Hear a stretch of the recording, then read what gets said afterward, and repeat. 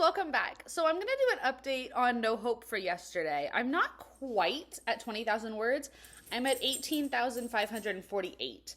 I'll probably be moving a little slower because it's summertime now and I've got other things to do and time to kill, and I just went to a competition, which is great. Hi, Ace. Got this cool new shirt. All sorts of fun things are happening in my life, so I've got other things happening now beyond just writing and working, even though working is no longer a thing right now. Anyway, I wanted to do an update on No Hope for Yesterday, mostly because is it acceptable for a writer to die laughing at their own writing? I just want to share this little snippet of a scene.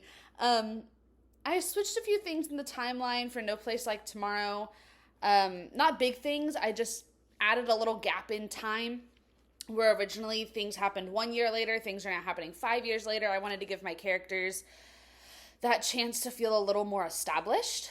I wanted to work with characters that were a little more established in things rather than working with like brand new honeymoon phase type relationships. So in No Hope for Yesterday, I have three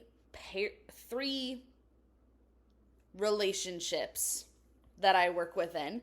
I've got Cypern and Jevin, who find their female. Her name is Cheyenne. She's awesome. She's a black dragon. I have Valens, who is now bonded to Jairus and Taj, who are awesome. And I have Eaton, who ends up with Jira. Now, I'm still working with this relationship. I'm still figuring some of these out. Cypern and Jevin obviously were a pair in book 1, but in book 2 now I have 2 new relationship dynamics I'm working with. I'm working with Eaton and Jira, and I'm working with Valens with Taj and Jairus.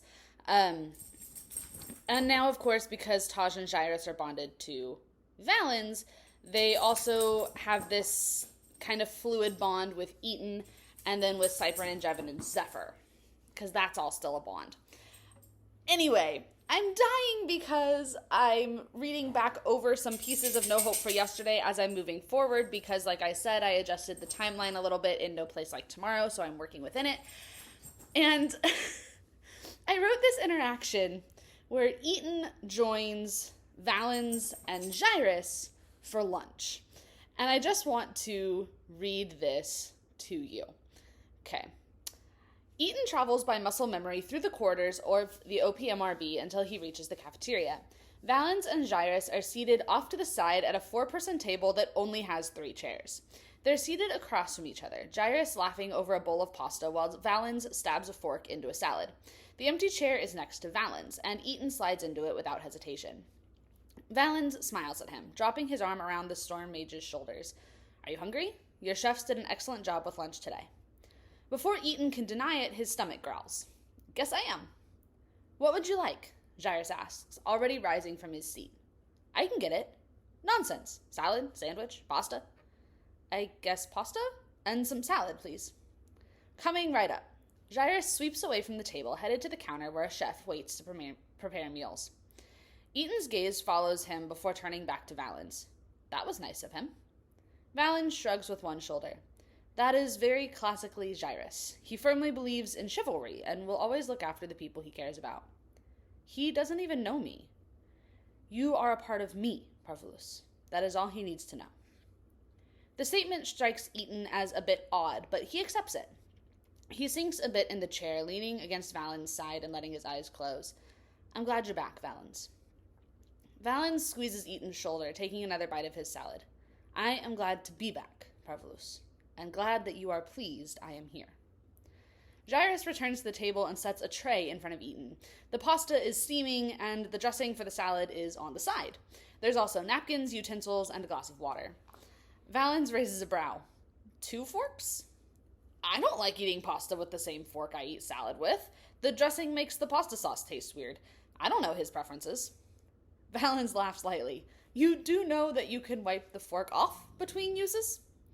There's residue, Jairus defends. Leave me alone. It's normal to have preferences. That just seems like an odd hill to die on. Eaton opens his eyes to quirk an eyebrow between the 2 dragons. I agree it's a weird hill, but it's also a weird thing to nitpick. He straightens and picks up one of the forks, poking at the pasta. For future reference, I'm okay with one fork. I eat the pasta first, and the sauce is good on the salad. And here's where me as the writer is just dying, because I know I wrote this scene, but I also know if I read this scene in a book, I would just sit there and crack up laughing and die, because really, an argument over forks? An argument over forks. They're going to argue over a fork, an eating utensil, a fork. They're going to have an argument over. Anyway, I just wanted to check in, give you guys a little bit of a scene, let you know that I'm at 18,548 words. I've gone back to do a little bit of editing because I've needed to, because I made some decisions about No Place Like Tomorrow. Realistically, I've actually written more than 20,000 words for No Hope for Yesterday. I just haven't plugged them in because I wrote a scene that I know will get added, but it doesn't belong yet. So it's sitting there, and that scene sits at 3,195 words. So I know the book is actually over 20,000 words at this point. It just doesn't say so on the actual document.